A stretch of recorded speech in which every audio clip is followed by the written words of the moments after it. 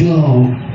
Shoutout nga pala sa Balitaan Rock City Cake. Let's go. Siyempre, nag-insikip. Pati na sa kay Iceman. Sa iba pa tayong makasama. Kay Luigi. Let's go. Yeah.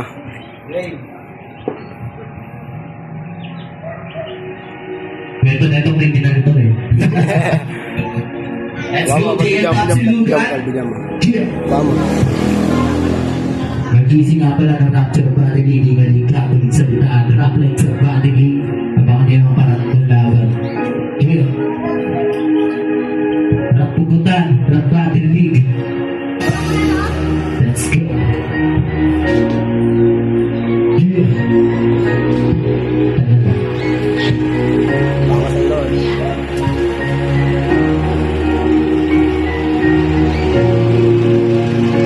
Waiting nga pala tayo na ito. Nasa YouTube na siya. Kaya pakisilip na lang. Let's go.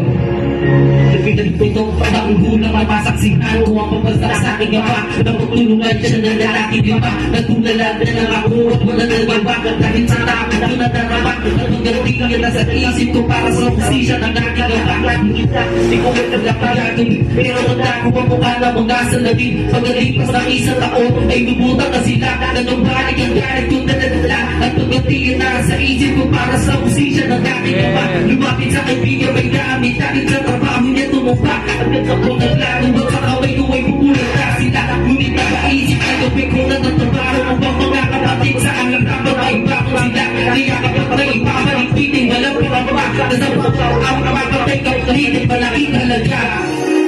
Isa lang akong biktima ng kasan. Hindi ko man matuwid pagkakamali ko sana'y malampasan. Ang lalaki na Balitaan Rock City Cake. Let's go.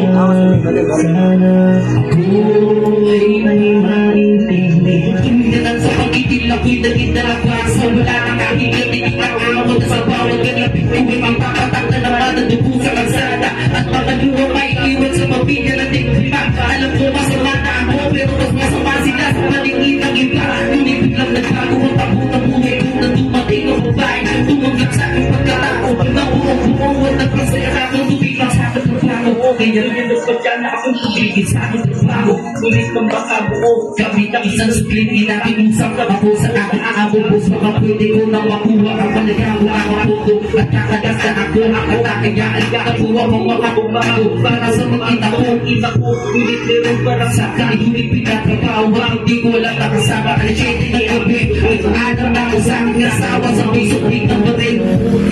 Alam ng pagkakabuli na to. Pagdating ko mahal na lalo na ang kalayaan. Hanggang kailangan sa pag-umpisa. At ang pamilya na ako mahal na mahal ko kayo. Ngunit bago lumabas ang tahanan. Lumabas ng akala at nagkakong-check up. Hindi pa kailangan. Nagkakita na panahon ngayon ako sobrang inabakan. Inisip ko na sana nung kabatan. Hinahap ng isip na kung ano pakasaya na dahil huli na ko. Nating ko sa lugar ang biktima. Agad ako nagplano. Nagtataka ako parang may kakaiba. Pero sa laki nakasunod at nakataki. Mukha at pagdating ko sa lugar ng biktima. Agad ako nagplano. Hindi mo ko kapipala. Sa mukha sabay kapit nagkatiliwag pa. Bulag kapit din. Hindi ko napakoy kabila. Hindi pa sa kita. Kita ko ang walang palapit sa aking mukha. Di ko nabilang ang mga bala. Tumagak sa aking nagkawan. Lumuhan na lang ang aking bala. Alam ko na sa huli mangyayari ko. Ako naman ang biktima. Kung nangyayari ko na sa huli. Ako naman ang biktima. Tapos nakabanata.